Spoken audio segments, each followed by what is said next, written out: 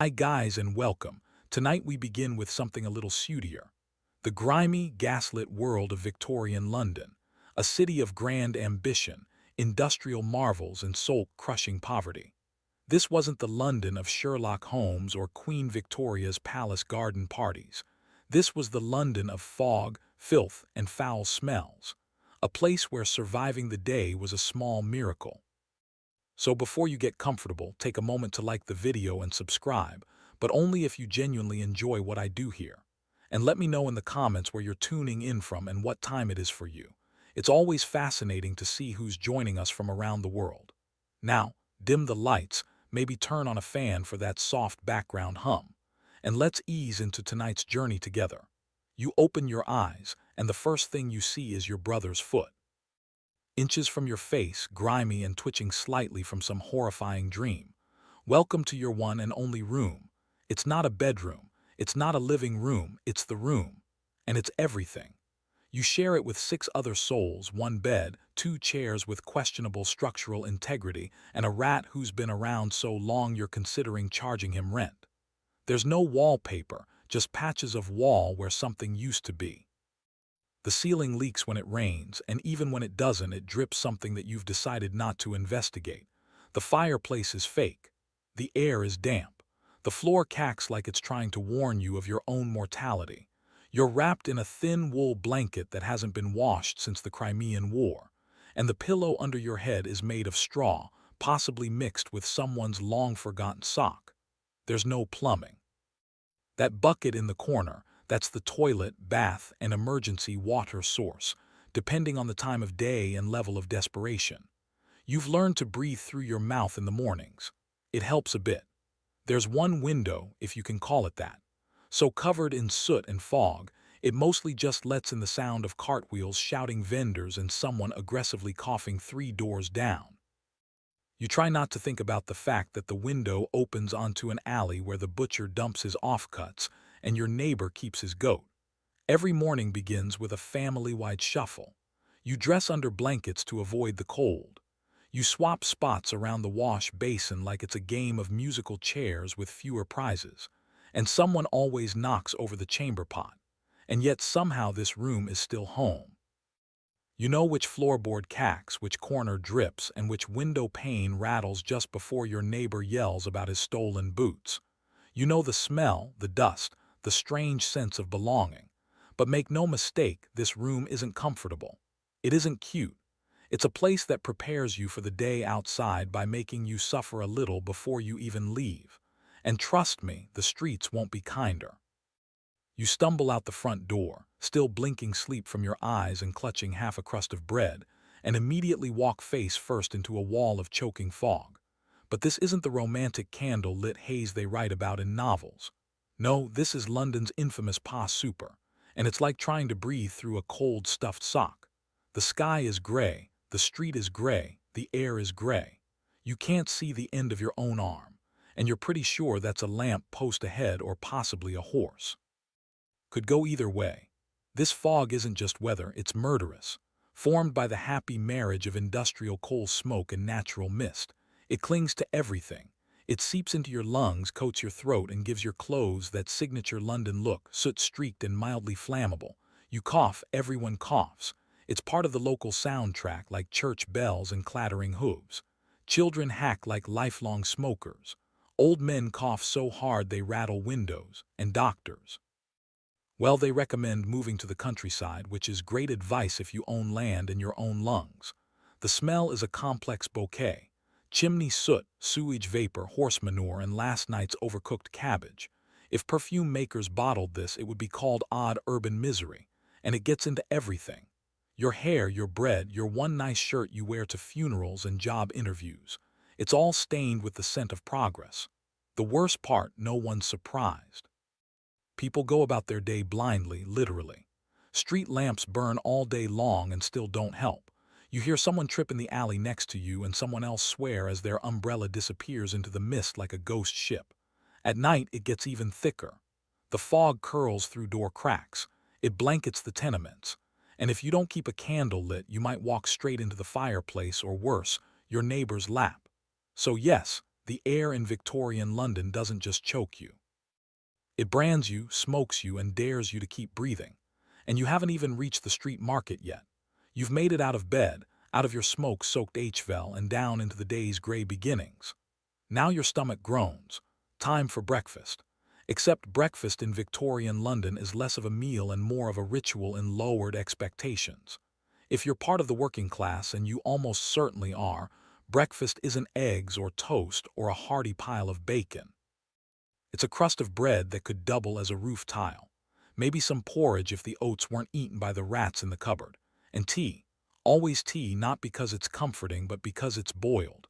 And anything that's been boiled probably won't kill you.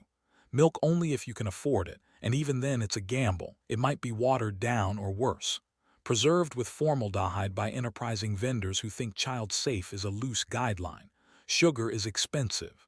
Butter, a legend. Jam. Only if your aunt died and left you some in her will. If you're lucky enough to work in a factory or live near a bakery, you might sniff warm bread on the air. Don't get excited.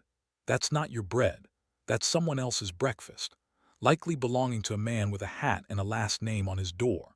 And if you're really down on your luck, an orphan, an out-of-work widow, or just someone who lost their job to a machine, you might find yourself queuing at a workhouse for a ladle of grayish GRL. It's warm, it's edible. That's about the kindest thing one can say.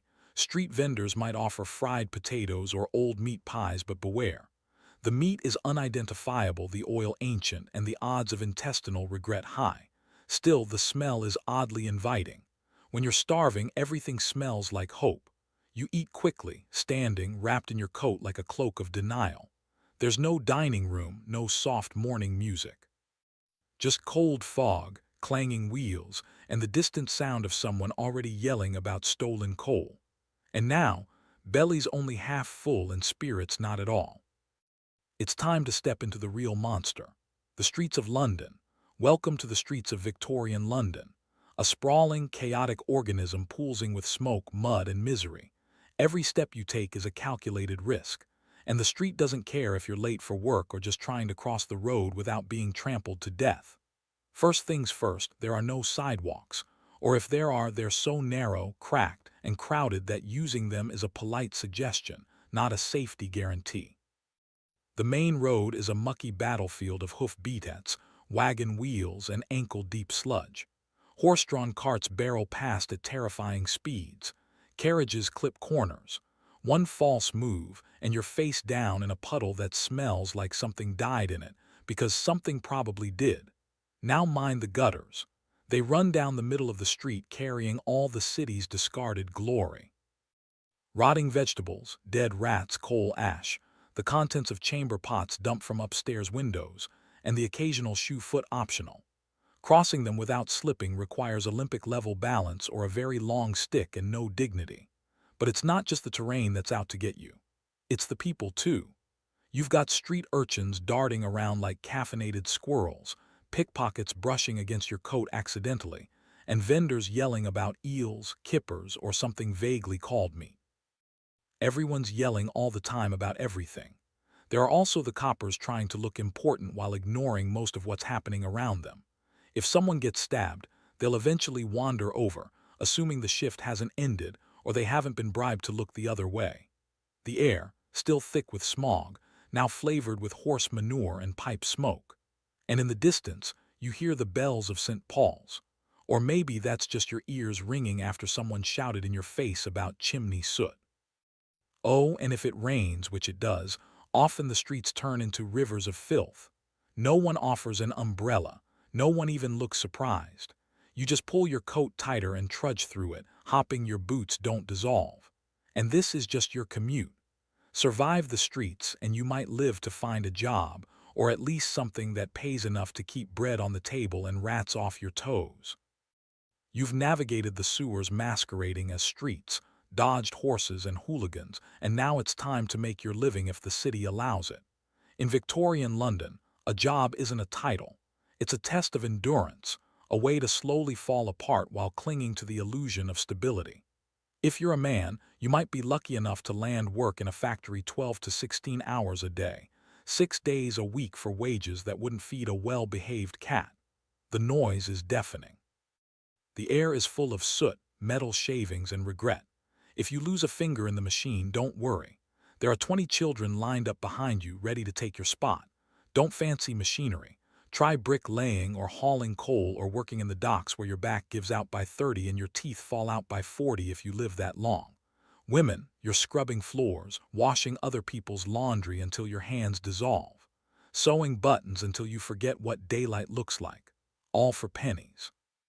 And when those options run out, there's always the street. No sick leave, no safety, and no sympathy. Maybe you're a chimney sweep or a mudlark digging through the temps at low tide looking for scraps of rope, nails, or bones to sell. The smell is free. The dysentery also included. Or perhaps you've landed in a workhouse, that magical institution where the destitute are helped by being worked to the bone in exchange for food so bland it feels like a punishment. You're not here to thrive. You're here to not die too loudly. Jobs come and go. Illness doesn't. Injury means starvation. There's no workers' comp, no health insurance, and no HR department. Just a foreman yelling at you to lift faster, breathe quieter, and stop bleeding on the equipment. And heaven forbid you complain, there's always someone more desperate behind you, willing to work for even less. Competition is fierce, and compassion is scarce. So yes, you're employed, but don't get too excited. In Victorian London, a job doesn't pull you out of poverty. It just gives you something to do while you're in it. In Victorian London, childhood isn't a time of innocence. It's a short window before your back gives out and your lungs fill with soot. If you're small enough to fit inside a chimney, congratulations. You're considered employable. Forget toys and bedtime stories. By the time you're 5, you're already working. 6. If your parents are merciful, school is a luxury. Work is your future and your present. You might be a chimney sweep, crawling through narrow flue, scraping out soot while praying you don't get stuck. If you scream, they'll poke you with a stick. If you stop moving, they'll assume the worst and keep going. Or perhaps you're a match girl, dipping wooden sticks into white phosphorus that poisons your jawbone until it glows in the dark and eventually falls off. The pay, a few pence; the hazard, bone death, a charming trade-off. Some children are mudlarks scavenging through the toxic sludge of the temps at low tide, looking for nails, rope, anything remotely sellable. You emerge soaked, freezing, and likely infected with something Victorian science hasn't even named yet. Others hawk newspapers on the street, shout about roasted chestnuts they can't afford, or run messages for pennies. You run fast, dodge traffic, and hope today isn't the day you're trampled by a horse or beaten for looking the wrong way at the wrong man. Factory work, that's the dream. Indoors, steady hours, just ignore the amputations. Children clean under warring machines, often while they're still running. You learn fast or you lose a hand. No safety gear, no days off, no sympathy, just sweat, noise, and an ever-present adult barking orders. And if you're an orphan, the world doesn't owe you anything. Workhouses, the street, or worse. Some are sold into service, others vanish, absorbed into the fog. A footnote in someone else's story. In the eyes of Victorian industry, children are cheap, obedient, and disposable. Childhood isn't stolen, it's simply never offered, and yet somehow they survive. They play with scraps, sing songs in alleys, and laugh. Between shifts, between coughs, because they have to. Because in London, even children are expected to carry the weight of empire on their tiny, soot-covered shoulders. If you thought surviving Victorian London was hard as a man, try doing it as a woman. You work all the time. And no, you don't get applause or medals. You get calluses, exhaustion, and a society that expects you to smile while your spine collapses. If you're unmarried, you might be a domestic servant. That means scrubbing floors from dawn till dusk, hauling buckets of coal, blacking the hearth, ironing until your arms ache, and never sitting down unless someone tells you to. You eat last, you sleep in the attic. And if the master gets handsy, well, you should feel grateful, apparently. Married, that's not better, it's double duty. You clean your own home, likely a single filthy room, raise children, usually several, cook with nothing, sew everything, and manage the entire household budget with 3 shillings and a prayer. And then maybe you take in laundry from richer households, boiling, scrubbing, wringing, repeating just to buy bread. Some women become seamstresses, stitching shirts in poorly lit corners for 14 hours a day. It pays pennies. It ruins your eyesight, and if your fingers bleed on the fabric, you lose the job. And then there's the match factories where white phosphorus eats through your jaw quite literally. You start with a toothache and end with a rotting face. Management says it's your fault for chewing gum. When none of that pays enough, or when you're widowed, orphaned, or just unlucky, the street becomes the only option. Sex work is legal, unofficially ignored, and socially condemned. You might make enough for food and rent, or you might get arrested, attacked, or worse. Protection only if you count wool, gloves, and luck. Women in Victorian London are expected to be quiet, clean, obedient, and always busy. You're the moral center of the home, even if the home has no floorboards, no heat, and no future. There are no rights, no maternity leave, no safety net. Just other women, sometimes kind, sometimes cruel, trying to survive the same nightmare. But somehow they do, with grim determination, whispered jokes, and backs bent by centuries of unpaid labor. And still they find time to comfort their children and sweep the doorstep because someone has to. You might have dodged the horses, survived the soot, and even landed a job. But in Victorian London, you can't dodge disease. It's everywhere. Lurking in the water, the walls, the air, and quite possibly in the meat pie you ate for lunch. Illness doesn't knock. It sits beside you on the tram, sleeps beside you in your tenement, and sneaks into your lungs while you wait in line for bread. Let's start with the basics. Tuberculosis, or consumption as they called it because it slowly consumes your lungs, your body, and your will to live. The cough is deep, constant, and comes with blood. Everyone knows someone who has it. Most people just keep working until they drop. Then there's cholera, which arrives through your drinking water like a particularly cruel surprise. One minute you feel fine, the next you're vomiting, dehydrated, and desperately trying not to soil yourself in public. It spreads fast. Whole streets go silent. The local pump is chained up too late. By then the damage is done. Typhoid, scarlet fever, diphtheria, or regular visitors. Each has its own personality, but they all share one thing in common. They hit the poor the hardest. If you can't afford a doctor, and you can't, you're left with herbal remedies, homemade picuses, or the magical healing properties of hope. Of course, there's always laudanum, a beloved mixture of alcohol and opium sold over the counter. You've got a fever, take laudanum. Cramps, laudanum. Grieving the death of your 8th child, double dose. You'll still die, but you'll die very relaxed. And what about the doctors? Well, they mean well sometimes, but medicine is still guessing with Latin. Leeches are still in fashion. Surgery is done without gloves. Antiseptics are a twinkle in Leicester's eye. Your odds with a street barber aren't much worse. Disease doesn't discriminate, but your living conditions help it choose you faster. No sanitation, no ventilation, 10 people to a room. It's a perfect breeding ground for microbes, misery, and mold. In Victorian London, if something doesn't kill you fast, it will kill you slowly. And if you're somehow still upright, time to refill your water. You're sweating through your soot-stained shirt, your lips are dry, and your throat feels like it's been sandpapered by coal dust. Time for a drink, sure. But in Victorian London, water isn't your friend. It's a loaded pistol with a porcelain handle. Let's start with the Thames, the lifeblood of the city. It's also the toilet, the industrial dump, the animal graveyard, and just for good measure, the city's main drinking water source. Imagine a stew of rotting vegetables, chemical runoff, dead dogs, human waste, and expired fish flowing right past Westminster. Now pour a cup and say, cheers. Don't worry, the water company says it's filtered. That means it's passed through a mesh of gravel, wishful thinking, and possibly someone's old boot. If you live in a working-class neighborhood, your tap might come from a public pump down the street, which you share with 200 neighbors and 3 nearby factories. And the worst part, you might not even know it's deadly until it's too late. Cholera loves bad water, so does typhoid. They swim freely through the pipes like microscopic sharks. Whole families are taken out within days. A shared bucket, a misused chamber pot, a splash from the wrong pump, and your headline material if you're lucky. Bathing.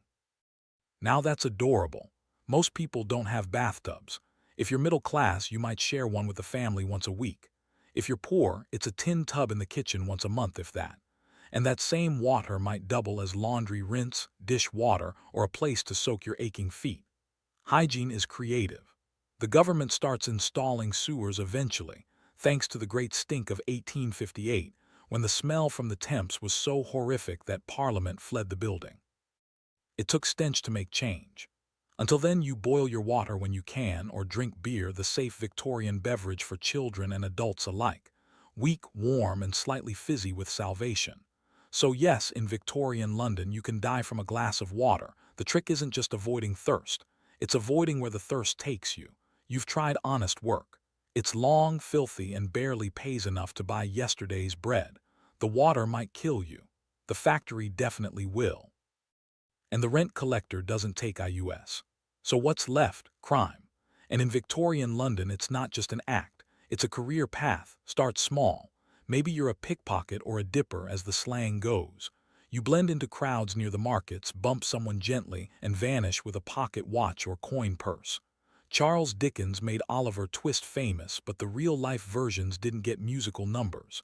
They got sent to Newgate Prison or shipped off to Australia. If you're a woman, you might become a fence, buying and reselling stolen goods in back alleys under layers of shawls and misdirection. Or maybe you run a twilight house where pickpockets drop their loot before the bobbies come sniffing. Feeling bold, become a coster swindler. Selling bruised fruit or watered-down milk from a rickety cart, disappearing before complaints catch up. Or try your hand at forgery, card tricks, or the always popular Thrucked Monty, a fast-talking scam with a faster getaway. And if you've really got guts, there's always burglary. Break into a warehouse, a merchant's shop, or if you're desperate, a church. You might find something valuable. You might also find a constable with a billy club and no bedtime. The police force exists, but they're underpaid, undermanned, and often 2 steps behind. Plus, you can bribe the right officer if you know the system. And let's face it, you probably do. Crime syndicates in London were shockingly organized.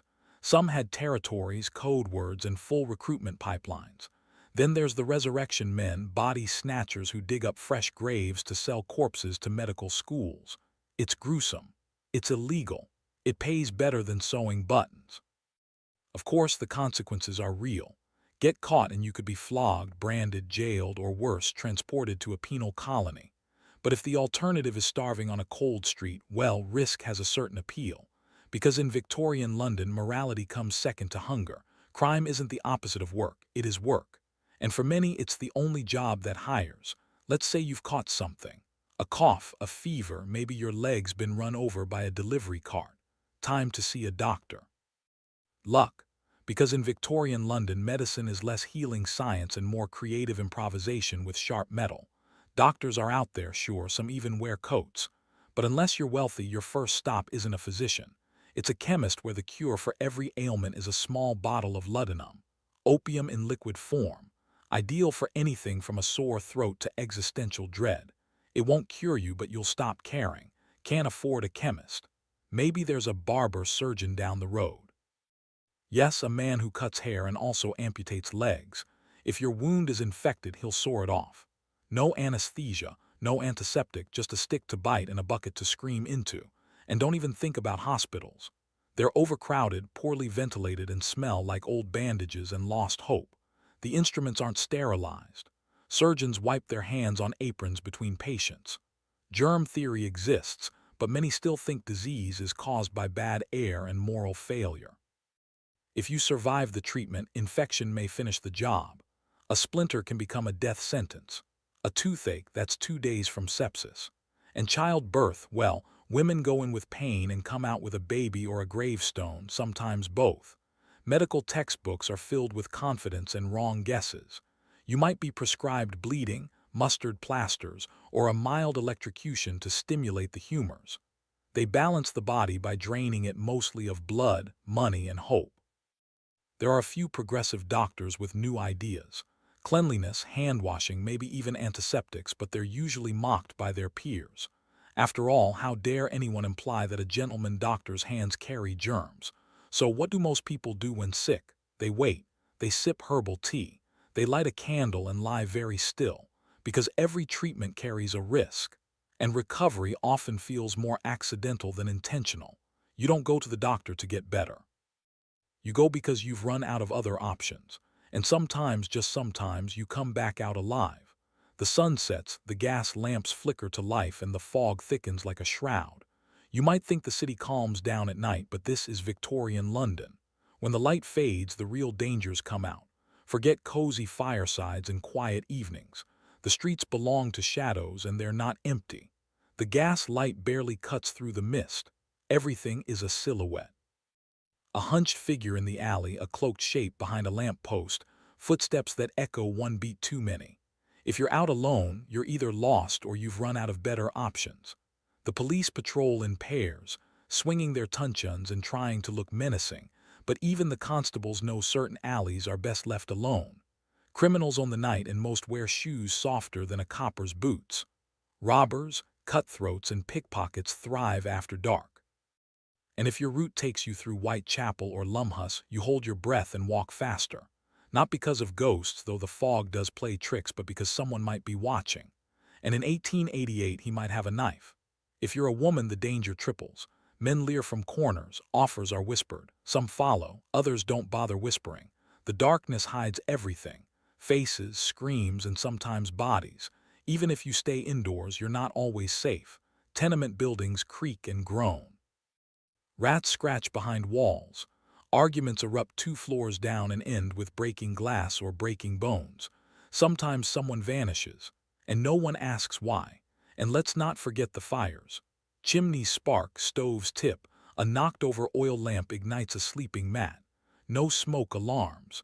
No fire brigade that arrives in minutes.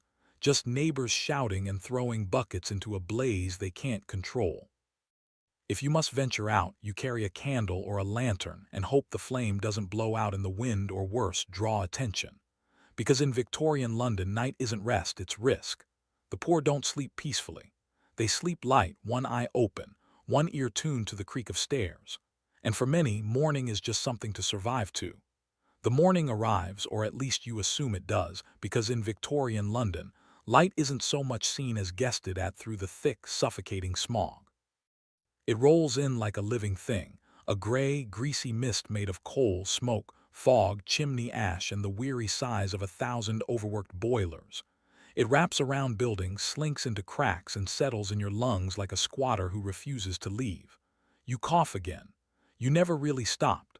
The smog irritates your throat, clings to your skin, and makes your eyelashes feel sticky. Everyone coughs.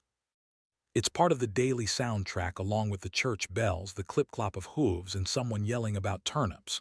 You wipe the windows. The cloth comes away black. You wash your hands. The water turns gray. Your clothes, no matter how often they're scrubbed, always smell faintly of smoke and despair. Even your curtains are stained with soot. They hang heavy and stiff like they've seen too much. You think about opening the window. Then you remember what's outside. More smoke, more filth, and the smell of 12 chimney fires fighting for dominance. The worst of it, this is normal. Londoners live in a permanent twilight. The sun is a rumor. People squint to read. Children grow pale. Plants on window sills die of asphyxiation. And don't even think about drying laundry outside unless you enjoy wearing soot-stained shirts with a hint of arsenic. During the infamous Great Smogs, the air becomes so dense that you can't see your own feet. People get lost walking home. Omnibuses crash. Boats collide on the Thames. In 1873, one fog lasted for 5 straight days and left over 270 people dead. The city barely noticed. The poor, of course, get it worse. Their fires burn cheap, dirty coal, their walls are thin, their lungs weaker. Children wheeze through winter like old dogs. If you reach adulthood without bronchitis, consumption, or mysterious blackened phlegm, you're a miracle. And yet you go on, you light the stove, you step outside, you pretend not to taste the air. Because in Victorian London, the smog never ends. It just waits for you. You'd be forgiven for thinking Victorian London was all soot, sickness, and screaming. And mostly you'd be right. But even in the dirtiest corners, under the weight of poverty and fog, something human still flickers. Because kindness, oddly enough, survives here too, though you often have to squint to see it. You might spot it in the shared loaf of bread passed quietly between neighbors when one family runs out before payday, or in the woman who gives her last halfpenny to a barefoot child with bloodied feet. There's no reward, just a nod and maybe a smile, rare and precious. Even in the darkest places, the tenements, the alleys, the workhouses, people look out for each other.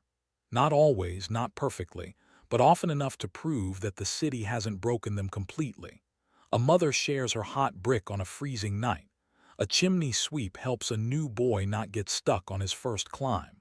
A dying man gives his boots to someone who still has the strength to work. These aren't grand gestures. They're small, quiet, but they matter more than gold in a place where hope is a rationed luxury. The pubs help, too. They're loud, smelly, overcrowded, and absolutely essential. It's where people gather to sing, to joke, to drink away their bruises and their sorrow. You might not afford meat, but you can share a laugh over watery ale. Even the street performers, the penny dreadful sellers, the blind fiddler at the corner, they all form a kind of patchwork comfort, reminders that not everything in the city is out to hurt you. Kindness here isn't naive. It's practical. It's born of shared suffering. Because when the system forgets you, when the rich pretend you don't exist, your only safety net is each other. And so despite everything, the filth, the fever, the fog, people still love, still marry, still raise children, still hope. Because if you can find kindness in the gutter, a warm hand in the cold, a crust of bread, a half-empty lobby, then maybe the city hasn't won. Not yet. So after 14 chapters of choking smog, rats in the walls, toxic water, and toothless chemists prescribing opium for a broken leg, ask yourself honestly, would you survive Victorian London? Probably not. Let's be clear. This wasn't a city built for comfort. It was built on coal, sweat, and the crushed spines of the working poor. Every day was a battle against hunger, against disease, against landlords, factory foremen, constables, and the constant creeping sense that the world had forgotten you. Modern luxuries, soap, antibiotics, light switches didn't exist. There were no social safety nets, no universal health care, no days off. Just another fog-choked morning where your goal was simple. Don't die before supper. You'd miss things like toilets, toothpaste, tap water that doesn't try to kill you. You'd wonder why everyone stares at you for brushing your teeth or asking about vegetables. You'd miss showers. Oh, you'd miss showers so much. And yet people did survive. Somehow they endured, not because they were superhuman, but because they had no other choice. They formed unions. They raised families.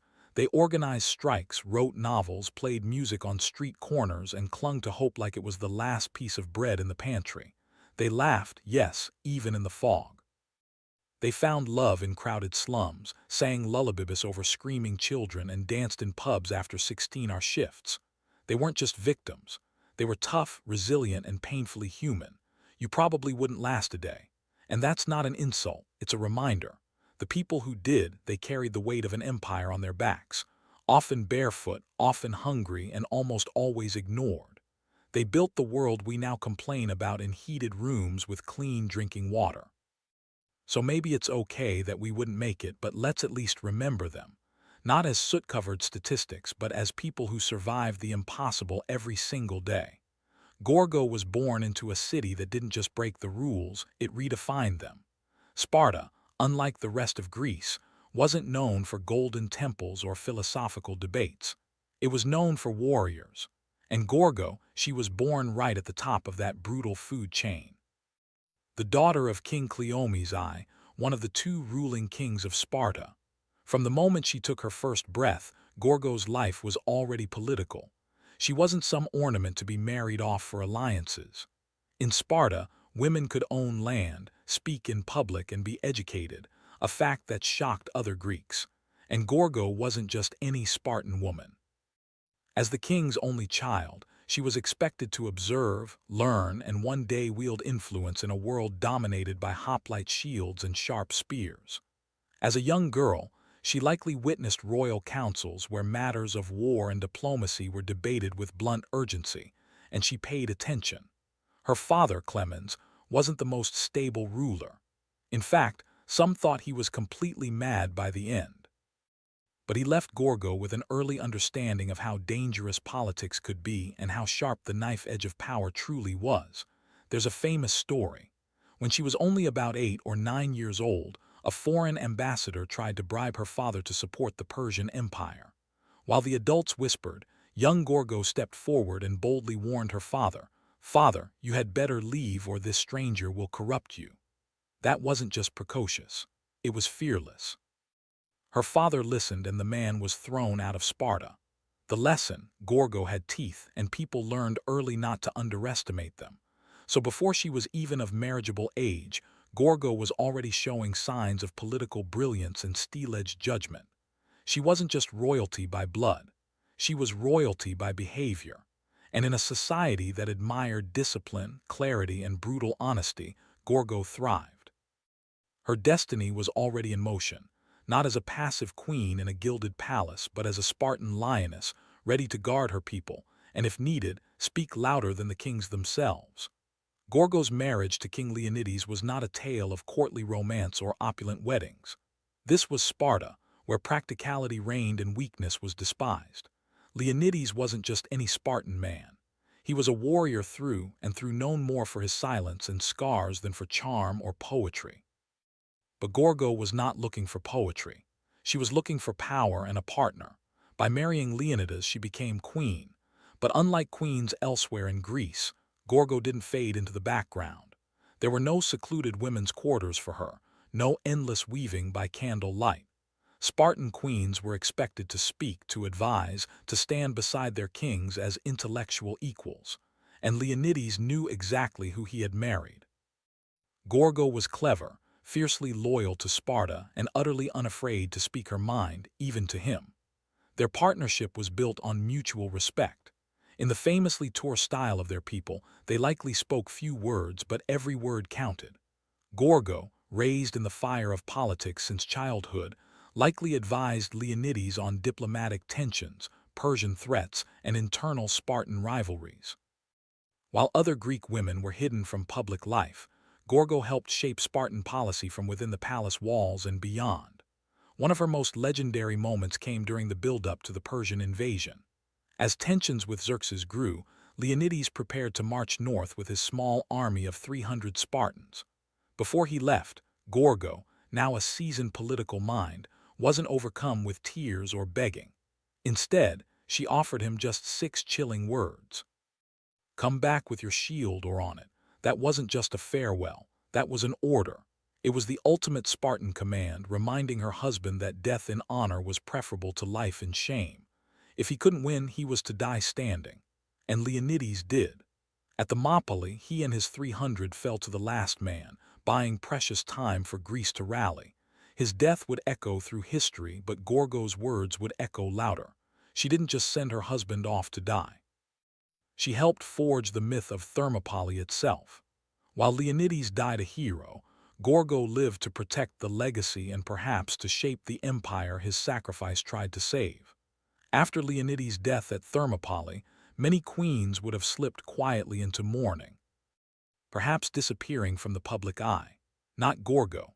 In fact, her influence only grew stronger. She had become more than just a widow. She was now the living symbol of Spartan resilience. And while statues were built for the fallen, Gorgo became a living reminder of why they fought in the first place. With Leonidas gone, Sparta was vulnerable, not just militarily but politically. The war with Persia still raged, alliances were fragile, and tensions ran high across the Greek world. In this chaos, Gorgo acted as both guardian and strategist. Though we don't have detailed records of her day-to-day political maneuvers, several ancient sources, including Herodotus, make it clear. When matters of diplomacy or internal threat arose, Gorgo was consulted. She wasn't just included, she was trusted. One story tells of a hidden message sent to the Spartans on a wooden tablet. The text had been scraped away and replaced with wax to disguise its contents, a warning about Persia's coming invasion. The men of the Spartan court were baffled, but Gorgo, calmly assessing the strange tablet, instructed them to scrape off the wax. Beneath it, the original message revealed the dire news. Gorgo had solved a diplomatic riddle that could have cost Sparta everything. Her insight likely saved thousands of lives, but Gorgo's genius wasn't just in puzzles. She understood the fragile web of alliances that held the Greek city-states together, and the threat that Persian gold posed to it. While Athens and other cities were notoriously vulnerable to bribes, Gorgo's sharp warning from childhood still applied. Beware of gifts that weak of corruption. She encouraged a stance of uncompromising honor, even when it was politically risky.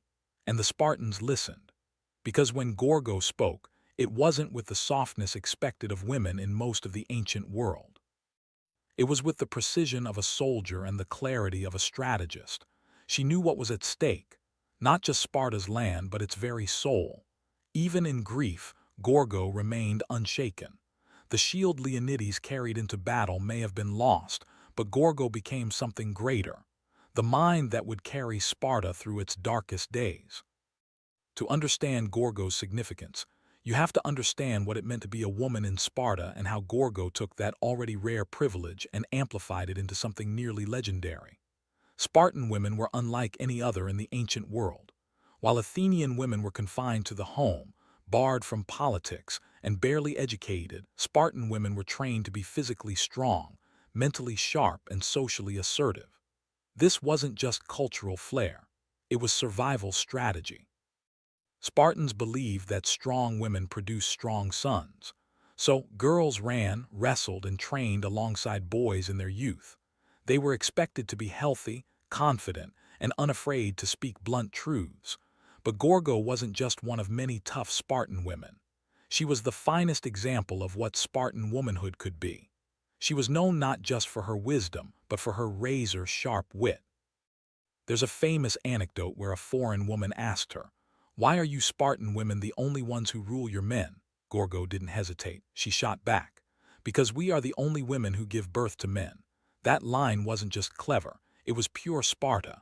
It signaled a culture where female strength was seen as essential, not ornamental. In Gorgo's world, motherhood wasn't a passive role. It was a political one. To raise a Spartan son was to train a future warrior. And for Gorgo, raising her own son, Plerchus, who would become king after Leonidas, was an act of devotion not just to family but to the entire Spartan state. She likely oversaw his early education, surrounded him with the values of honor, sacrifice, and discipline, and instilled in him a love not for glory, but for duty.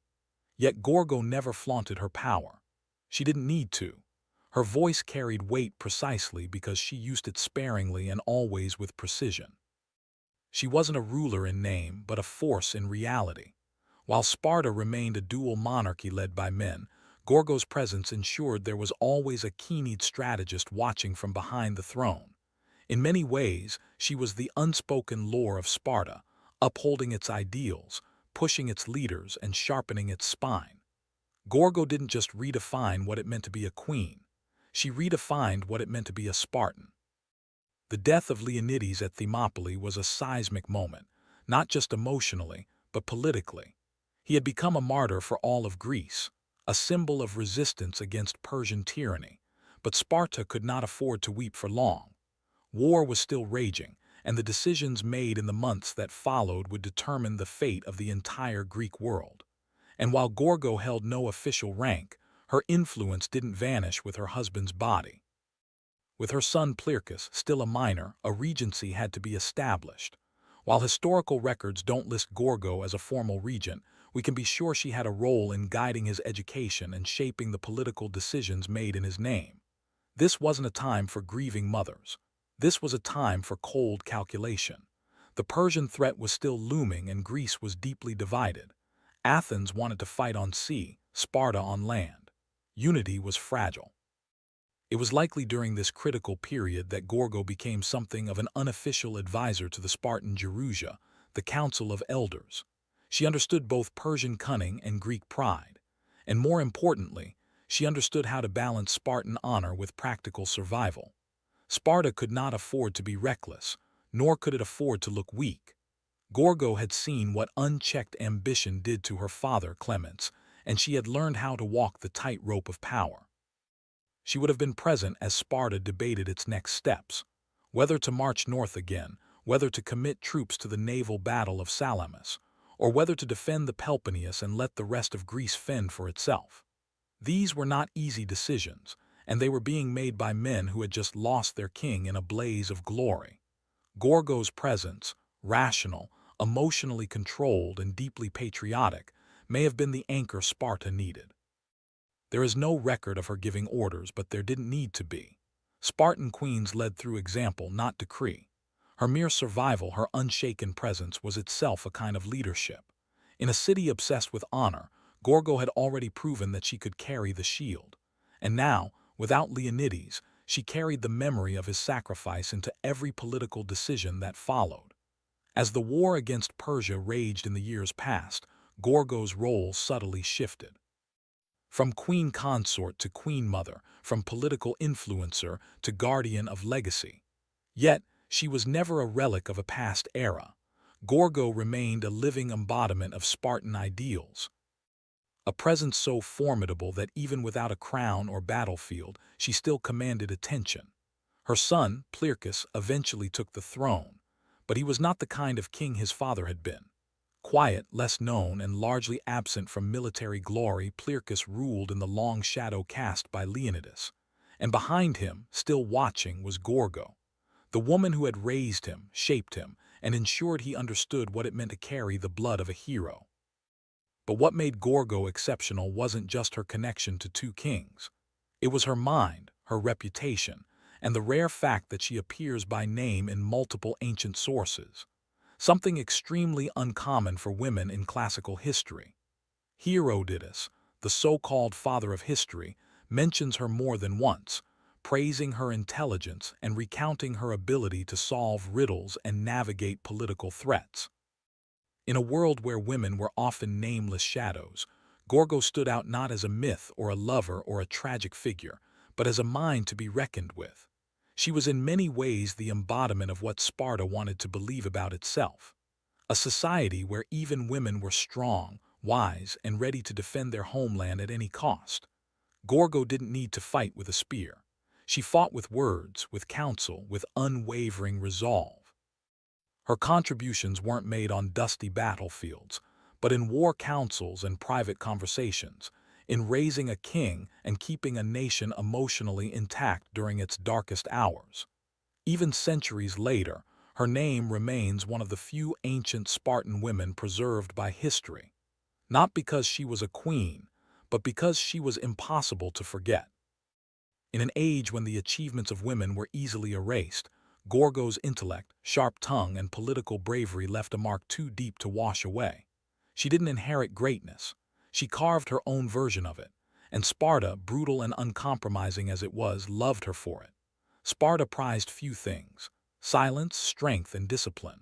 But Gorgo managed to make her voice one of its sharpest weapons. She didn't speak often, but when she did, her words were remembered for centuries. She was living proof that in a culture where words were precious, the right ones could echo louder than shields clashing in battle. Gorgo was a master of Spartan wit, a form of verbal warfare all its own. She didn't use metaphors or flowery speeches. She used the truth delivered like a knife to the heart of pretense. One of her most quoted responses came when a foreign woman asked, "Why are Spartan women the only ones who rule their men?" Gorgo's reply was legendary. "Because we are the only women who give birth to men." The line wasn't just a jab. It was a manifesto. In 6 words, she summarized the entire Spartan worldview and female empowerment the way only a Spartan could, with blunt, blistering pride. She used language like a general uses tactics. When she exposed the bribe attempt to her father as a child, she didn't stammer or plead. She issued a warning. When Persian messages came hidden in wax, she offered the solution without hesitation. Gorgo didn't just speak. She strategized through words, and Sparta listened. In a male-dominated society built around the sword, Gorgo showed that intellect could be a battlefield too. Her statements have the rhythm of command and the clarity of someone who understood power, not as ornamentation but as responsibility. She didn't need to scream to be heard. She made every word a dagger, and what made her words so devastating was that they were always anchored in truth. She didn't bluff. She didn't flatter. Gorgo knew exactly what was expected of her. As a queen, as a Spartan, as a woman who had seen kings fall and wars ignite. She met those expectations head-on, not with emotional outbursts but with calculated, unforgettable replies. Her voice was her weapon. Her intellect was her armor. And while many queens are remembered for their tears or their beauty, Gorgo was remembered for what she said and for never saying anything she didn't mean. In Sparta, that was the highest form of respect anyone could earn. Gorgo's later years were spent in a city that never softened. Unlike other Greek polis that evolved into cultural centers, Sparta refused to compromise its militaristic identity. It remained rigid, proud, and dangerously insular. And Gorgo, still standing tall amidst its stone and bronze, witnessed the long consequences of Leonidas' sacrifice, not only for Sparta, but for Greece itself. The Persians were eventually repelled. Yes, but victory came at a price. Sparta emerged from the Persian Wars with immense prestige, hailed as the protector of Greek freedom. But with honor came rivalry. Athens, fueled by democracy and ambition, grew in wealth and influence, slowly drifting from ally to adversary. Tensions simmered and a new storm was brewing, the Peloponnesian War. It was a conflict that would define the next generation of Spartans, including Gorgo's own son. If Gorgo saw the writing on the wall, she likely recognized that Sparta's strict ideals, once its greatest strength, were now becoming limitations. While Athens adapted and innovated, Sparta remained unmoved. The same military codes that once made Sparta invincible also made it inflexible. But Gorgo, ever pragmatic, likely accepted this reality with the same steely clarity she had shown all her life. She had lived through more than one kind of war. Not just the ones with spears and arrows, but wars of diplomacy, of shifting alliances, of internal unrest. By now, Gorgo had likely become a living relic in the best sense of the word, a link to Leonidas, a symbol of what Sparta once was, and a reminder of what it might become again if it stayed true to its core without losing its mind to arrogance. No records survived describing her final days, but there's no reason to believe she met them with anything less than calm resolve. She had already done more than most women and most men of her time. She had ruled without ruling, fought without a sword, and shaped a city that didn't even allow its kings to indulge in softness. If Gorgo mourned, she did so privately. If she hoped for the future, she kept it to herself. Because in Sparta, emotions were not for display. Legacy was, and hers was already secured in bronze and blood. Gorgo of Sparta didn't need marble statues or epic poems to be remembered. Her legacy was etched in something far stronger, the collective memory of a city built on discipline, honor, and defiance. Unlike other queens whose stories were wrapped in tragedy or romance, Gorgo's tale is one of sharp intellect, political savvy, and enduring pride. She stood at the intersection of two of Sparta's greatest icons, daughter of King Cleomenes, wife of King Leonidas. And yet, she was never overshadowed by either. She wasn't a footnote in their stories. She was a chapter all her own. Historians and scholars still marvel at how frequently her name appears in the writings of Herodotus, not as a passive royal but as a decisive figure. In a world that almost never recorded the names of women, Gorgo cut through the silence like a spear through a shield. What makes her legacy even more profound is that she never held official power. She didn't command armies or sit on the throne. She advised, she warned, she solved. She raised a king, and through it all she embodied the terrifying dignity of Sparta itself. A city that chose death over disgrace, silence over boasting, and action over rhetoric. Her most quoted words, "Come back with your shield or on it," are more than a farewell. They are a philosophy, a distilled version of the Spartan code. And though they've been repeated, repainted, and even repurposed in modern times, they still carry the cold fire of their original context. A queen sending her husband to his death, not with tears, but with a command to uphold honor. Today, Gorgo stands among the rare few ancient women who are remembered not because they were tragic, beautiful, or scandalous, but because they were respected. She shattered expectations in a society already notorious for doing the same. Her intellect was so pronounced, her voice so respected that she became woven into the fabric of Sparta's identity. She may have lived over 2,000 years ago, but Gorgo remains a figure of relevance. For every woman underestimated, for every strategist who works behind the scenes, for every voice that refuses to whisper, she is a timeless reminder. Strength isn't always loud and power doesn't always wear a crown. In the heart of Jordan's sun-bleached deserts, where the horizon seems to melt into the sky and silence reigns over the sands, stand the remains of a forgotten royal ambition. The desert castles. These haunting structures scattered across the desolate landscape seem almost like hallucinations. Grand facades rising out of the emptiness, complete with domed roofs, decorated arches, and faint traces of long-faded fresco. They are beautiful, mysterious, and isolated, and they've puzzled historians for centuries. Built during the Umayyad Caliphate in the 7th and 8th centuries, these castles weren't built to repel armies or defend trade routes. They weren't fortresses in the traditional sense. Instead, they were luxurious retreats, seasonal residences, pleasure palaces, and hunting lodges for the Umayyad elite. Kings, princes, and high-ranking officials used these spaces as getaways from the politics of Damascus, the capital of the Islamic world at the time. And rather than hide from the harshness of the desert, they embraced it. But why build such lavish structures in such remote and unforgiving places? Part of the answer lies in the symbolism. The Umayyads were asserting control not just over land, but over nature itself by erecting these palaces in the desert. They were sending a message even in the harshest conditions. Their power, culture, and sophistication would flourish. These buildings were monuments to Umayyad authority, artistry, and confidence. There's also a practical layer. Many of the desert castles were built near seasonal water sources or ancient trade routes, allowing them to serve as way stations or administrative hubs. Yet despite their utility, the architecture and decoration suggest something deeper. These were places of beauty and leisure. The walls once shimmered with fresco depicting animals, musicians, and even Byzantine-style nudes, a surprising sight in early Islamic art. There were stargazing chambers, elaborate baths, and audience halls with intricate carvings. Today, many of the desert castles lie in ruins, partially buried by the sand they once defied.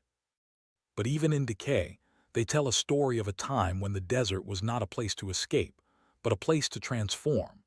In these silent stones, the Umayyads left behind more than architecture. They left an echo of empire, ambition, and Osasorn luxury. To understand the desert castles of Jordan, we must step into the mindset of the Umayyads, the first great Islamic dynasty rising from the sands of Arabia to rule an empire that stretched from Spain to Central Asia. Their capital in Damascus pulsed with political power, but the Umayyads were still very much products of their tribal nomadic roots. The desert wasn't something to be avoided. It was their origin story, the crucible that had shaped their ancestors. And so instead of leaving the wilderness behind, they brought civilization into it. The Umayyads were consolidating their rule in a rapidly expanding empire. They needed to display authority, but also legitimacy. What better way to impress local tribes and foreign envoys than with palatial retreats in the middle of nowhere, built with cosmopolitan flair and imperial elegance? These desert estates served as venues for diplomacy, hunting expeditions, and elite gatherings, far from the watchful eyes and political intrigue of Damascus. But these weren't crude hunting lodges. They were sophisticated, often blending Roman, Byzantine, and Persian architectural influences. The Umayyads had inherited the architectural vocabulary of the lands they conquered, and they weren't afraid to mix styles. Some of the castles featured mosaics of grapevines, fountains framed with Corinthian columns, and fresco filled with mythical creatures. This eclectic blend of East and West sent a clear message. The Umayyads were not just desert warlords. They were heirs to a broader multi-civilizational legacy. In places like Qasr al-Emhada, you can still see intricate stonework adorning the outer walls with floral and geometric designs that suggest a fusion of Islamic restraint and Greco-Roman exuberance. At Qusr Amra, fresco depict bathing scenes, musicians, and even a painting of the Six Kings. An image showing rulers from Byzantium, Persia, and Ethiopia paying tribute to the Umayyads. It was visual propaganda carved in pigment and plaster. These castles weren't just about comfort. They were about image. The Umayyads understood that power needed a stage. In these desert theaters far from the noise of the capital, they performed dominance, luxury, and cultural sophistication. They used the emptiness of the desert like a canvas, and on it they painted a vision of empire that was both ancient and utterly new. Among all the desert castles, none captivates the imagination quite like Qusr Amra. Located deep in the Jordanian desert, it looks modest from the outside. A squat structure of dusty stone half buried in the vast stillness of its surroundings. But step inside and you enter a different world. Walls alive with images, colors that defy the harshness outside and fresco that whisper secrets from 13 centuries ago. Built in the early 8th century, Qusr Amra is thought to have been commissioned by Kif al-Wali Fa or one of his princes. It served as a pleasure palace and bath house, part spa, part political retreat, part cultural statement. The building features a domed audience hall, several bathing rooms, and a vatted ceiling painted with the constellations, an Umayyad observatory hidden in the desert. But it's the fresco that make Qusr Amra extraordinary. Covering nearly every surface, they depict a world far removed from modern assumptions about early Islamic art. There are images of dancing women, wine drinking, musicians strumming lutes, hunting scenes, and even Greek mythological figures like Hercules. The ceiling of one room shows the zodiac and personifications of the planets. Another wall features the Six Kings fresco, a powerful piece of propaganda showing rulers from distant lands seemingly bowing to the Umayyads, reinforcing the idea that the desert too was part of their dominion. This bold use of figural art has sparked debate for decades. Islamic art is often associated with anichinism, the avoidance of human and animal figures. But Qusr Amra proves the early Islamic world was far more complex. The Umayyads weren't just building religious spaces. They were creating secular ones where luxury, astronomy, and power could mingle in visual celebration. And yet, time has taken its toll. Many fresco are faded, their colors dulled by centuries of wind and heat. But restoration efforts have helped preserve their haunting beauty. Today, Qusr Amra is a UNESCO World Heritage Site, a rare glimpse into the Umayyads' intimate hedonistic and politically charged vision of rulership. In the middle of a dry, empty plain, Qusr Amra still whispers of courtly songs, hot baths, and starry ceilings. It is not just a building. It is a desert dream painted in defiance of time. Qasr al-Kar rises like a mirage from the desert plains east of Amman. A massive symmetrical box of limestone and precision. From a distance, it looks like a military stronghold. Thick walls, narrow slits resembling arrow loops, and no visible entrance from three sides. But here's the twist. Qasr al-Harana isn't a fortress, at least not in the traditional sense. Its secrets lie not in warfare, but in its puzzling design and uncertain purpose.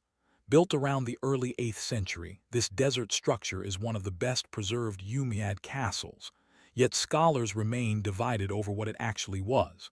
Despite its fortress-like appearance, there are no real defenses, no battlements, no water source, and no evidence of a standing garrison. The narrow slits may have let in light, but they wouldn't have stopped attackers. So why the armored disguise? The prevailing theory is that Qasr al-Karina served as a caravanserai, a roadside inn for traders, travelers, and diplomats crossing the desert. Its 60 or so rooms arranged over 2 floors around a central courtyard could easily accommodate guests, servants, and animals. It may have also functioned as a meeting point for tribal leaders, a space for the Umayyad administration to exert influence over the Bedouin tribes who controlled the routes of the desert. Inside, the structure reveals more subtle sophistication. There are vatted ceilings, decorative niches, and even traces of plasterwork. The second floor features rooms that may have been used for gatherings or negotiations, private enough to conduct business, but grand enough to impress. Some of the graffiti etched into the walls suggest literate guests from diverse regions, offering clues to its wide usage. Qasr al-Harana feels like a riddle built to look like a fortress, but behaving like a salon. Its very ambiguity may have been intentional. In a time of expanding borders and political uncertainty, appearances mattered. The structure signaled strength, stability, and hospitality all at once. Today, visitors can walk through its echoing corridors, peer out through the narrow windows, and imagine what deals, arguments, and alliances once echoed within. It is a castle of shadows and subtlety, more diplomatic chessboard than battlefield. In the emptiness of the Jordanian desert, Qasr al-Harana stands not as a monument to war, but as a stage for politics and pageantry. Qasr al-Mashhada may be ruined today, but even in its fragmented state, it dazzles with ambition. Located just south of Ammon, this Umayyad palace was never fully completed, yet its unfinished bones still whisper of imperial dreams. Among all the desert castles, Qasr al-Mashhada is perhaps the most architecturally elaborate, and its surviving facade is one of the finest examples of early Islamic stonework in existence. What immediately strikes visitors and historians is the extraordinary stone relief that once adorned its southern facade. Carved with geometric patterns, floral motifs, and stylized animals, the wall is a stunning fusion of Byzantine, Sasanian, and early Islamic artistic traditions. It's a visual manifesto of the Umayyad identity, powerful, cultured, and inclusive of the civilizations it had conquered or inherited. Ironically, much of the facade isn't in Jordan anymore. In the early 20th century, the Ottoman Sultan gifted part of it to the German Kaiser. Today, the largest surviving portion resides in the Pergamon Museum in Berlin, a fragment of desert glory displaced into European marble halls. But even without it, the ruins at Mhata remain remarkable. You can still see the carefully arranged foundations, the outlines of a grand courtyard, and hints of the richly ornamented entrance hall.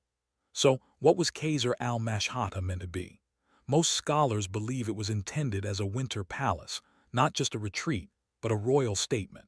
Its scale and artistry suggest it was meant to impress visitors, perhaps foreign dignitaries or tribal allies.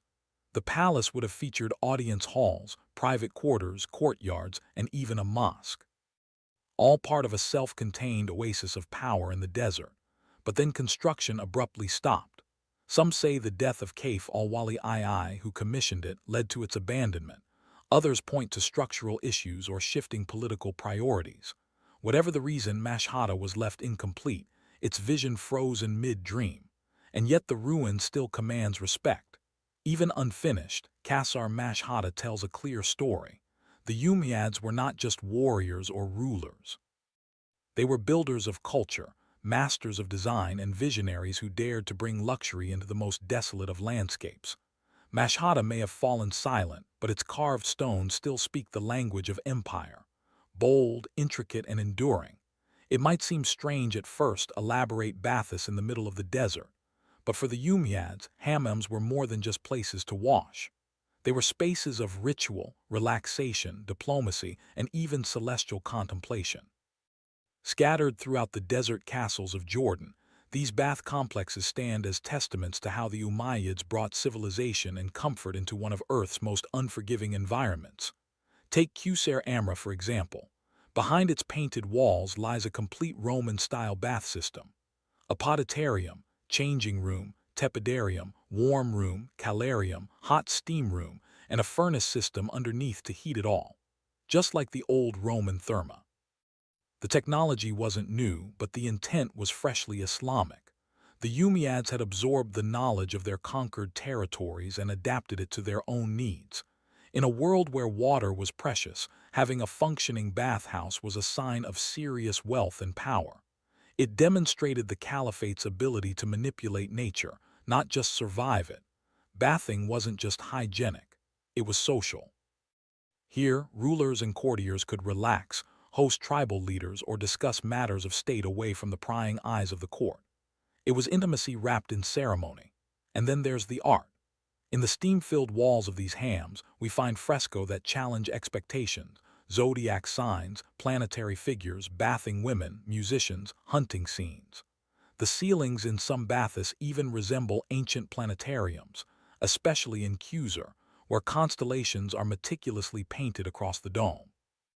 It's as if the act of bathing was elevated into a cosmic experience, linking the physical cleansing of the body with the spiritual vastness of the heavens. This embrace of luxury wasn't decadence. It was calculated. The Umayyads weren't Puritans. They believed that showcasing their refinement was a way to legitimize their power. And in the desert where luxury was scarce, a steaming bath was as much a political statement as a military parade. These hums tucked inside lonely palaces offered not just water but culture, places where sand gave way to steam, and where the stars above were mirrored in painted ceilings below. They remind us that even in exile from the capital, the Umayyads lived not with austerity, but with elegance and intention. One of the most mesmerizing and overlooked aspects of Jordan's desert castles is how many of them seem designed not just for comfort or politics, but for the stars. In a time before telescopes and apps, the night sky was both map and mystery. The Umayyads, inheritors of Greco-Roman science and Persian cosmology, looked to the heavens with both spiritual reverence and intellectual curiosity, and they brought that fascination into the architecture of their desert retreats. In Qusr Amra, for example, the bathhouse dome is painted with an astrological sky. The zodiac signs, constellations, and celestial symbols circle the ceiling in a rich blend of science and art. This is not decoration for decoration's sake. It reflects a deep understanding of astronomy, likely inherited from the scholars and scribes of the Byzantine and Persian empires. The Umayyads weren't just warriors. They were cultural sponges absorbing the best of what the ancient world had to offer. The presence of these celestial themes may have had multiple layers of meaning. On one hand, they signaled the caliphate's knowledge and sophistication. On the other, they echoed a more mystical relationship with the cosmos. The belief that power on earth was mirrored in the stars. Aligning one's rule with celestial order wasn't just good politics, it was divine symbolism. In the quiet of the desert, far from the lights of the cities, the night sky would have been overwhelming. Black velvet lit with thousands of stars. The desert castles with their open courtyards and domed chambers were ideal observatories. Whether for calculating calendars, navigating the desert, or engaging in more esoteric practices, these sites were perfect for skywatching. The combination of isolation, silence, and celestial awe must have created a setting that was as spiritual as it was scientific. It's worth remembering that early Islam was not at odds with science. In fact, the Umayyad era helped lay the groundwork for what would later become the Islamic golden age of astronomy. These castles built in the middle of nowhere were part of that intellectual lineage, not just places to bathe or rule, but to contemplate the heavens. In stone and pigment, the Umayyads carved their place between earth and sky, desert kings with their eyes on the stars. One of the most enduring mysteries surrounding the desert castles of Jordan is their sheer remoteness. Why would the Umayyads build lavish palaces, richly decorated baths, and star-studded observatories so far from any major city or settlement? The answer lies not just in geography, but in psychology, politics, and performance. First, there's the practical. The early Umayyads were still rooted in their nomadic tribal past. For them, the desert was not an obstacle. It was home. The open landscape offered familiarity, privacy, and freedom. Building in the desert allowed the caliphs and their princes to retreat from the constant pressure of court life in Damascus and reconnect with their roots. These weren't outposts. They were sanctuaries. But the isolation also served a deeper purpose: symbolic domination. Constructing monumental architecture in the middle of an arid wasteland was an intentional act of power. It demonstrated that even the most barren, inhospitable lands could be tamed and transformed by the will of the caliph. These castles sent a message that Umayyad authority extended beyond cities and farms into the very heart of nature's emptiness. Remote placement also ensured secrecy and exclusivity. These castles were where sensitive negotiations could unfold, where tribal leaders could be wooed with gifts and luxury, far from the rumors and rivalries of urban politics. The solitude created space for diplomacy, indulgence, and experimentation, whether that meant engaging with foreign customs or enjoying figural art forbidden in stricter religious settings. Additionally, the locations were often more strategic than they appeared. Some castles sat near seasonal trade routes or vital water sources. Others acted as administrative checkpoints, keeping tabs on Bedouin tribes or serving as resting points for messengers and caravans. Their locations may have looked remote on a map, but in the political topography of the early Islamic empire, they were well-placed chess pieces. And finally, there's the aesthetic. The vast emptiness of the desert served as a backdrop that amplified the majesty of the structures themselves. The contrast between barren land and intricate stonework made these castles feel like miracles. man-made oases of culture and elegance standing in proud defiance of nature. Their remoteness wasn't a flaw, it was the point. Each desert castle was a quiet roar, declaring that refinement, rule, and beauty could bloom even where nothing else dared to grow. The desert castles of Jordan may no longer echo with the footsteps of caifs, diplomats, or stargazers, but they endure, quiet relics of an empire that dared to inscribe its grandeur into emptiness. And today they serve a different purpose. They are windows into a vanished world, drawing in scholars, tourists, and dreamers who walk their sand-swept halls in search of forgotten stories.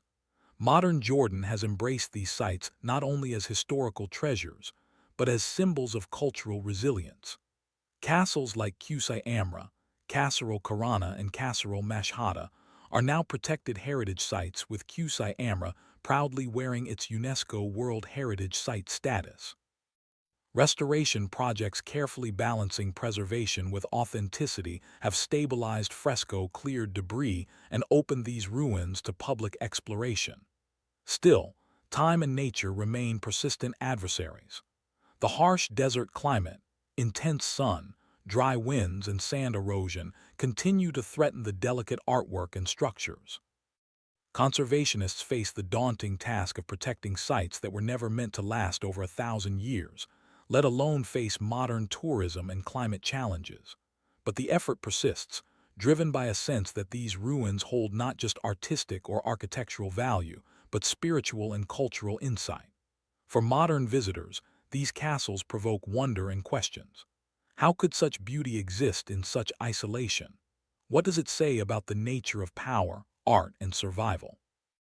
Walking through Qusr Amra's painted chambers or gazing through the narrow windows of Kasr al-Harana, one is struck not by decay, but by the persistence of memory.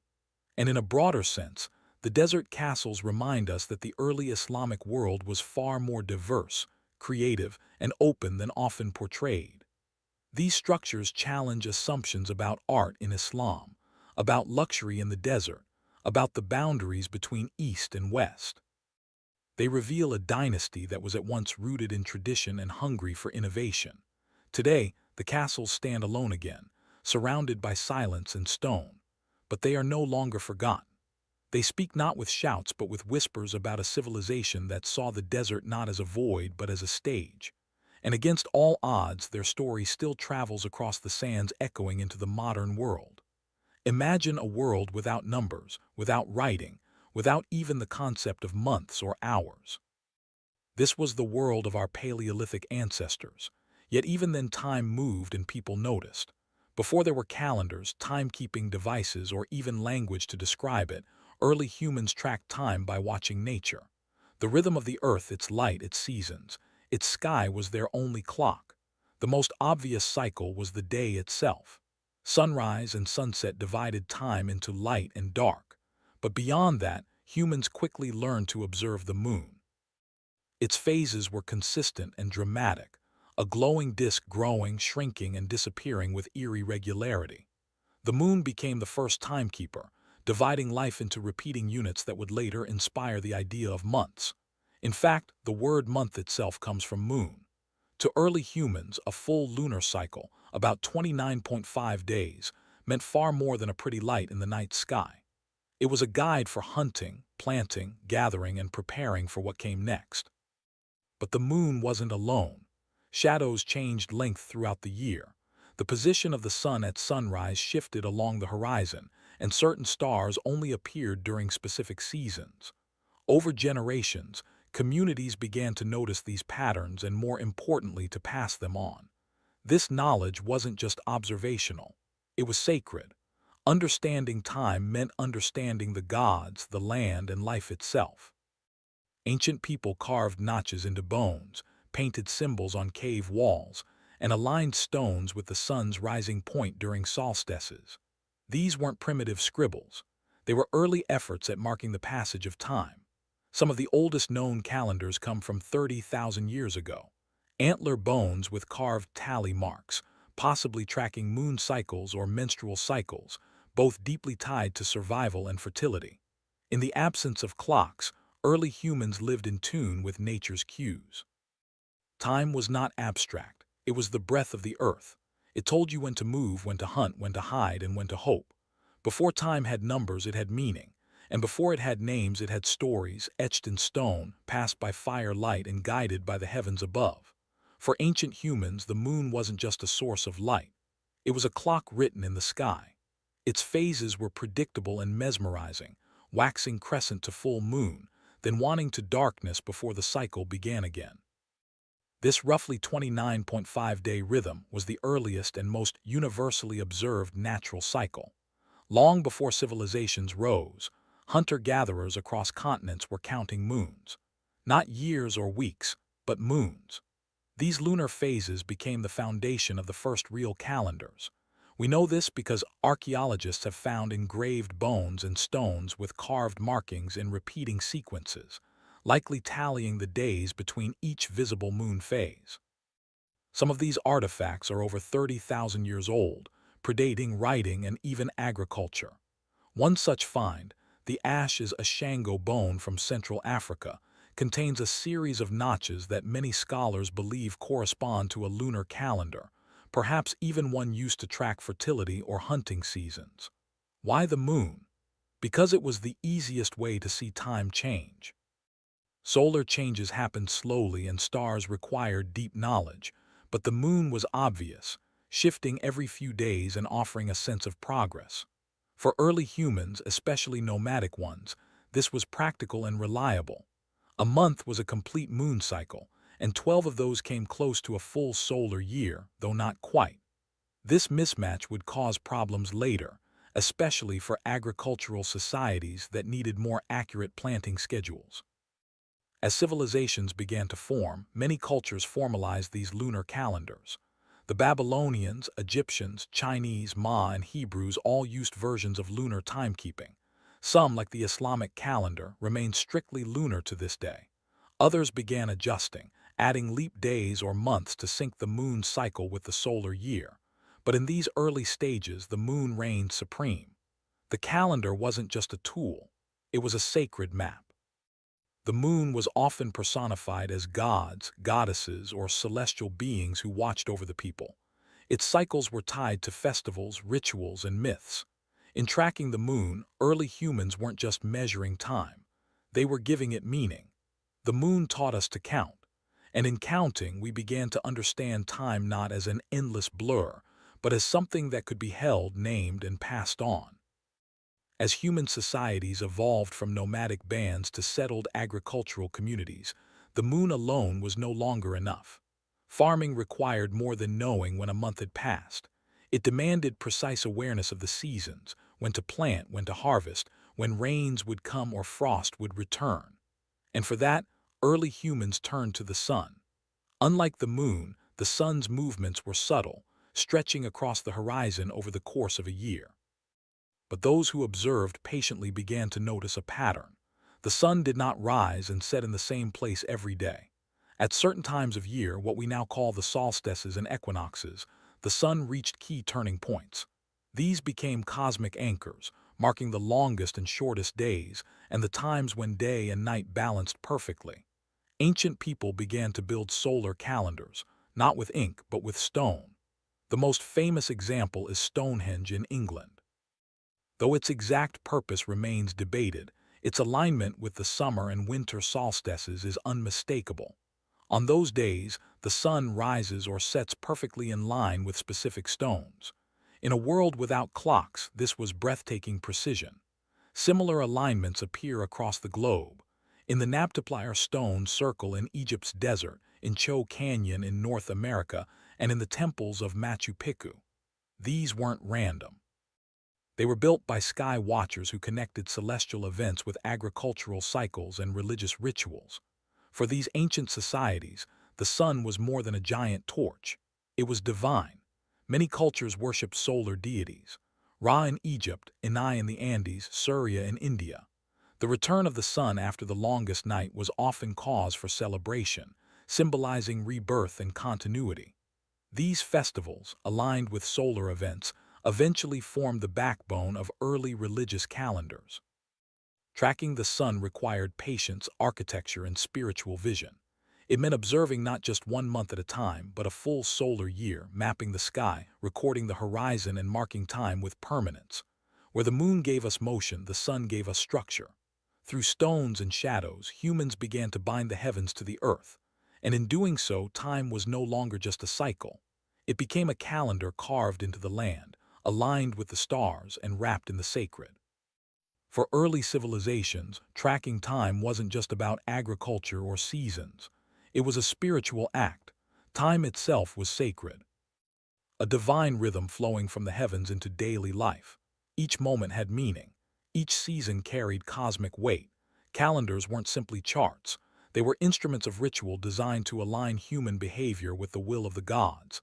In ancient Mesopotamia, priests climbed ziggurats not just to be closer to the sky, but to observe the stars and planets. These observations weren't purely scientific. They were acts of devotion. The Babylonians divided time with stunning accuracy. A 7-day week, a 360-day year, and even a base 60 number system that still influences how we measure minutes and degrees. But this wasn't about efficiency. It was about order. By measuring time, they were mirroring the divine structure of the universe. Egyptians took it even further. Their calendar, one of the most advanced in the ancient world, was tied closely to the Nile and the rising of Sirius, the brightest star in the sky. When Sirius reappeared at dawn, it signaled the flooding of the Nile, a life-giving event. That celestial moment marked the start of the Egyptian New Year, a celebration tied to fertility, rebirth, and the favor of the gods. Across the ocean, the Mayer developed one of the most intricate calendar systems ever devised, combining lunar cycles, solar years, planetary motions, and sacred numbers into an interlocking series of time counts. Their Tulkan calendar tracked a 260-day spiritual cycle, while the Harb tracked the 365-day solar year. Time for the Mayer was not linear. It was cyclical, divine, and deeply bound to prophecy and ritual. Every moment had a spirit. Every date had a destiny. Festivals, sacrifices, coronations, and even wars were timed to coincide with celestial rhythms. Kings were crowned not just when politically convenient, but when the stars aligned. To ignore the calendar was to invite chaos, not just in the fields but in the cosmos. In this world, to keep time was to hold power, not over people but over meaning itself. Sacred time governed the lives of ancient civilizations, and through sun, moon, and star, the calendar became not just a record of passing days, but a bridge between the mortal and the divine. As civilizations grew more complex, so too did their need to organize time beyond months and seasons. The concept of a year, a full cycle of Earth's orbit around the sun, slowly took shape. But understanding that a year lasted about 365.25 days wasn't easy. It took centuries of observation, correction, and yes, frustration. The earliest formalized years were often imperfect. Lunar calendars, while useful, created a problem. 12 lunar months only added up to about 354 days, nearly 11 days short of the solar year. Over time, this gap caused chaos. Harvest festivals began to drift into the wrong season, and spring rituals occurred in the heart of winter. Civilizations had to make a choice: stay loyal to the moon or correct the drift. Many opted for the latter. The Babylonians created a lunar calendar but added an intercalary month every few years to realign the calendar with the seasons. The Egyptians, however, took a bolder step. They abandoned the moon entirely and adopted a solar calendar. 365 days divided into 12 months of 30 days, with 5 extra days tacked on at the end. This was revolutionary and incredibly accurate for its time. But the Egyptian year still lagged behind the true solar year by a quarter of a day. Over centuries, this caused a noticeable drift. New Year festivals fell later and later. Enter the Romans, who inherited both Egyptian and Greek timekeeping and attempted to clean it up. Their early Roman calendar was a confusing blend of lunar months and political manipulation. Months were added or removed based on political needs, causing enormous inconsistencies. It wasn't until Julius Caesar introduced the Julian calendar in 45 BCE that things changed. Advised by the Alexandrian astronomer Socinus, Caesar implemented a 365-day year with a leap day every 4 years, accounting for that pesky extra quarter day. It was a monumental fix and the first truly solar calendar to gain widespread use across an empire. The idea of a year became not just a tool for farming, but for taxation, governance, military campaigns, and religious observances. The calendar now shaped empires. The invention of the year was humanity's triumph over chaos, a decision to place order on the swirling sky. And once we'd named the year, we began to measure everything within it, giving history its rhythm and civilization its pulse. With the year defined, humanity's next challenge was to break it down, to carve the vast stretch of days into manageable, meaningful chunks. This gave rise to months and weeks, two inventions that added rhythm to our timekeeping and stitched the fabric of daily life into something predictable and sacred. Months at their root come from the moon. Most ancient societies initially based their calendars on lunar cycles, the 29.5-day rhythm between full moons. 12 of these created a lunar year totaling roughly 354 days. But since this didn't align with the 365-day solar year, societies began to manipulate the system, adding leap months, adjusting day counts, or switching entirely to solar-based months like the Egyptians and later the Romans. The Romans are largely responsible for the names and shapes of the months we use today. Their early calendar started in March, and months were named after gods like Martius for Mars, Numbers September for 7 and later emperors July for Julius Caesar, August for Augustus. Through political reforms, most notably Caesar's Julian calendar, the 12-month solar calendar became standardized with months ranging from 28 to 31 days. But what about the week? That strange 7-day unit that doesn't neatly divide a month or a year. Its origins are more mystical than astronomical. The Babylonians, fascinated with the number 7, derived it from the 7 visible celestial bodies: the Sun, Moon, Mars, Mercury, Jupiter, Venus, and Saturn. They assigned each day to a planet, a practice that influenced later Greek and Roman naming systems and survives today in many languages. The Jews solidified the 7-day week through religious tradition. In Genesis, God created the world in 6 days and rested on the 7th. This sacred structure was adopted and carried through into Christianity and Islam, eventually spreading across the Western world. By the time the Romans adopted it in the 1st century CE, the 7-day week had become a fixture, not because it was logical, but because it was meaningful. Unlike months and years, the week has no natural basis. It's a human invention, a rhythm imposed on time. Yet it endures, shaping work schedules, religious observance, and social life across centuries and civilizations. By breaking time into months and weeks, humanity gave time rhythm, and rhythm in turn gave us ritual, rest, and routine. As civilizations matured, calendars evolved from tools of survival into instruments of power. Whoever controlled the calendar controlled not just the seasons, but society itself. Taxes, festivals, harvests, royal decrees, and even war campaigns were governed by the date. Calendars became political tools, religious statements, and cultural weapons used to shape identity, unify empires, and reinforce authority.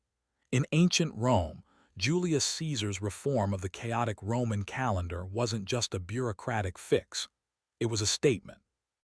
The new Julian calendar, introduced in 45 BCE, imposed order over disorder. It allowed the Roman Empire to synchronize administration across vast territories from Britain to Egypt. And with July renamed in Caesar's honor, the calendar itself became a monument to his legacy. Later, Augustus Caesar followed suit, naming August after himself and adjusting its length to equal July because no emperor wanted his month to be shorter than his predecessors. In Rome, even time had to flatter power. Meanwhile, in China, imperial dynasties created calendars tailored to the reigning emperor's mandate. The Chinese calendar, a sophisticated lunula system, wasn't just practical. It was symbolic. When a new emperor rose, a new calendar cycle often began, reinforcing the idea that he had inherited the mandate of heaven. The calendar reflected cosmic harmony and the emperor's place within it. The Islamic calendar, established during the reign of Kif Umar in the 7th century CE, began with a political and spiritual event: the Hijra, or Prophet Muhammad's migration from Mecca to Medina. Unlike solar calendars, it remained purely lunar, making religious festivals float through the seasons. That fluidity, however, became a unifying thread, tying Muslims across different regions and climates to the same spiritual timeline. Even in medieval Europe, calendars became battlegrounds for authority. The Church aligned saints' days and religious festivals with pre-existing pagan cycles to ease conversion. Time itself was baptized.